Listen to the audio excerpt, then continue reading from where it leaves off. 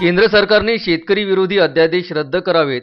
दिल्ली येथे पंजाब आणि हरियाणा राज्यातील शेतकऱ्यांच्या होत असलेल्या शेतकरी आंदोलनाला काँग्रेस पक्ष नांदगाव खंडेश्वर तालुक्याच्या वतीने पाठिंबा देण्यासाठी आणि सोबतच दिल्लीत शेतकऱ्यांवर होत असलेल्या लाठीचार्ज आणि हिंसाचाराविरुद्ध नांदगाव बसस्थानक परिसरात धरणे आंदोलन करण्यात आले। यावेळी माजी नगराध्यक्ष अक्षय पारसकर, काँग्रेस कमिटी शहराध्यक्ष अमोल धावसे, काँग्रेस कमिटी तालुका अध्यक्ष दीपक सवई, निशू जाधव, राजू जाधव, इद्रिस, संजय पोफळे, सतीश पोफळे, प्रदीप ब्राह्मणवाडे, आशिष जंगले, अजय लाड, सुयश कटके मोठ्या संख्येने उपस्थित होते। कमिटी शहर काँग्रेस कमिटी नांदगाव खंडेश्वरच्या वतीनं या नांदगाव खंडेश्वरमध्ये जो मोदी सरकारनं जो शेतकरी विरोधी कायदा या ठिकाणी अंमलात आणण्याचा प्रयत्न केलेला आहे, त्या कायद्याच्या विरोधात आणि दिल्ली जे पंजाब हरियाणामध्ये जे शेतकरी विरोधी शेतकऱ्याच्या त्यांच्या